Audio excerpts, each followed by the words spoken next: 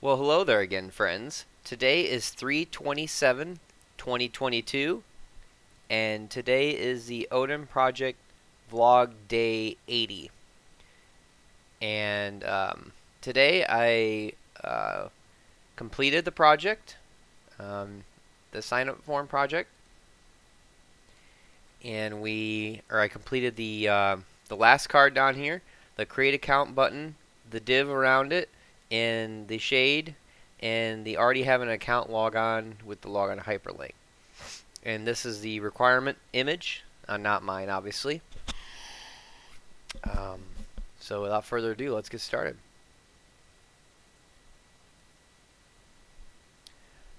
So hitting the HTML first here, we have a class form card, which is the middle, as we went through before. This is the form that the class, excuse me, that has all the form elements in it. And I'm just highlighting this to show you where it ends. So all that content goes down to here, and then we create a new div underneath that, which is a sibling, which is called bottom card intuitively. And inside that we have a button tag that's a type submit, and it's a create account called the create account. And then we have a paragraph p tag inside of it that says already have an account question mark, and that is brings out to and inside that has a ahref tag, anchor tag. That question mark just means it doesn't go anywhere. It's a dead link because we don't have a backend or anywhere to send this right now. That's what I put in there. And then the word login is going to be present on the page, and the closing tags at the end. And then that wraps inside the div, and closing out the divs and closing out the body in the HTML file. So that's the HTML finish. Pretty cut and dry there. So one of the things that I was running into a problem with, and I wish I would have, I always say this, I wish I would have took a screenshot, but I didn't. But essentially, I was having a problem.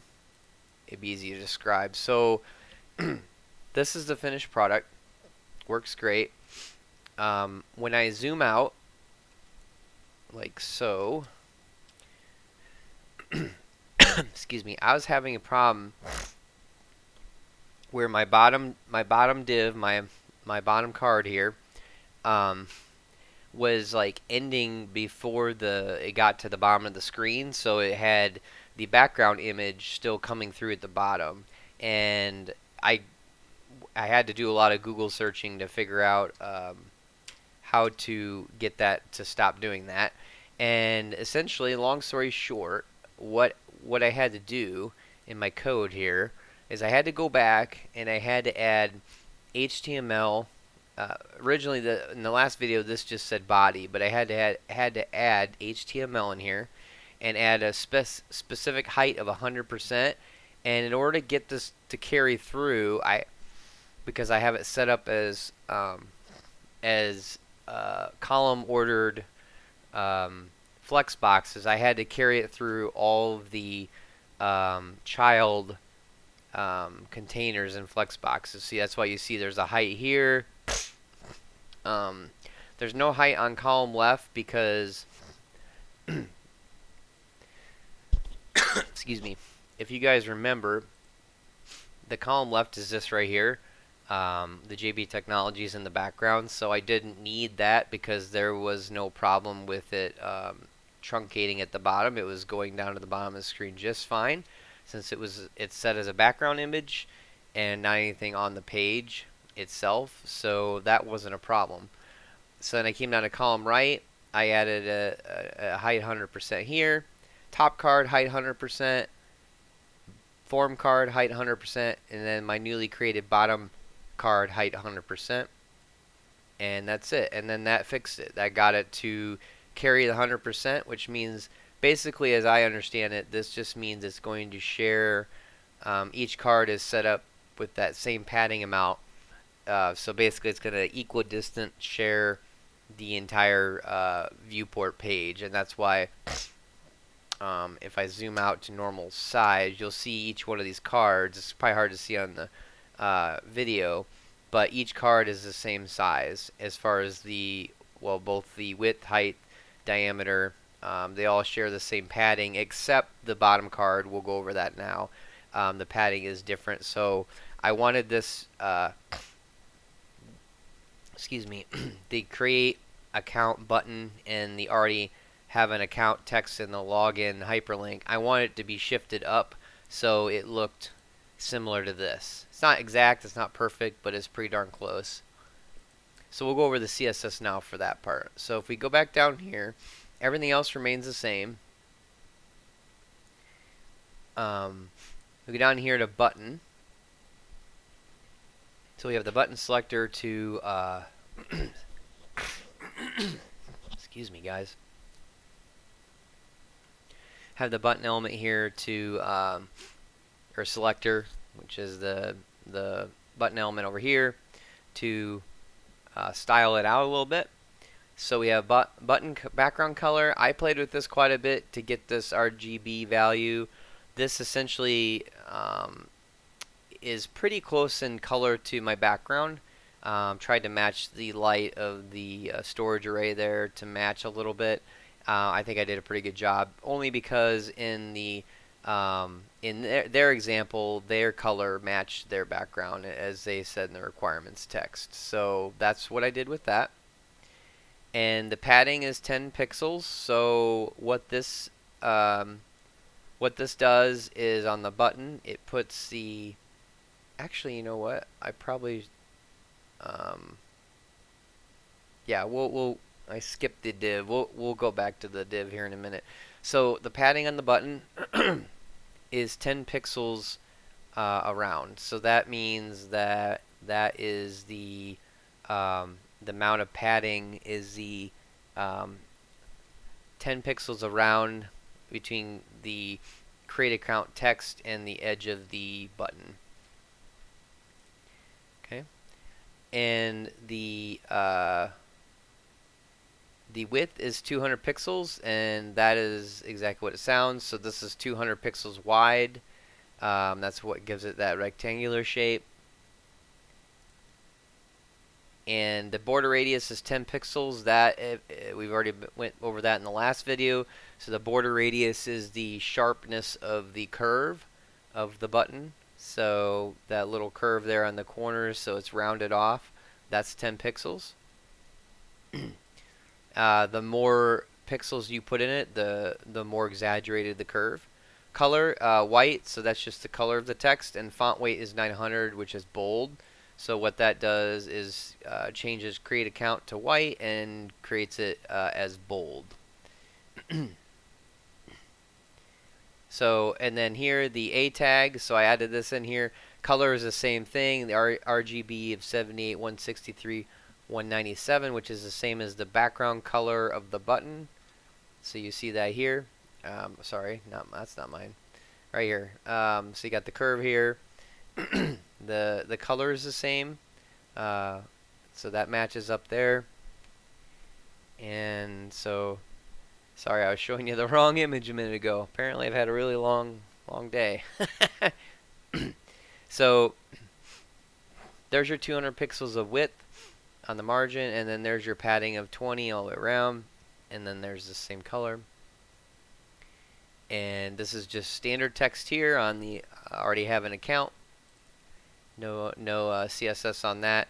And then text decoration, we've been over this a long time ago in a different video, but just to refresh you, text decoration none removes the underline on the link so that it doesn't show up, basically just removes it, because by default the browser shows all hyperlinks as underline, and you see on the Tops example they don't have it either, so that's why I removed it, and that's the code to remove it. And then the thing we skipped over on accident was the div. So I went ahead, just for the sake of flow of the style sheet, I went ahead and put the bottom card div underneath the form card, basically grouping all the divs together. So plus I wanted it processed. I wanted the card processed before before the content was styled. So that's why I did that too.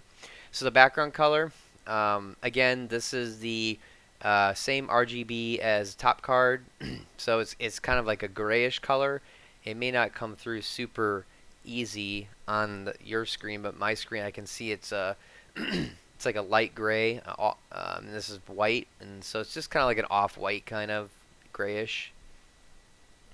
So the padding, so I did this one a little bit differently, as I mentioned a little bit ago, to get this to shift and not be centered. So what it did was I used the longhand of padding attributes, so 50 pixels on top, 100 pixels on left, 100 pixels on bottom, and 100 pixels on the opposite side. And that what that does is, so the first one is your top, so it's 50 pixels from the top of the div, 100 this way, 100 down, and 100 on the left.